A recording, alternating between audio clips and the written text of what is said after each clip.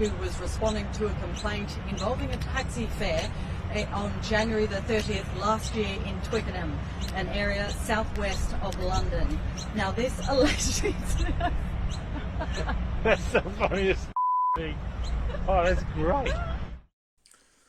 A Channel 10 reporter has been attacked by a bird while trying to film a news story about Sam Kerr. Senior reporter Ursula Hager was preparing a story about the Aussie sports star being charged with alleged harassment of a United Kingdom police official for the 10 News first bulletin when she was suddenly swapped.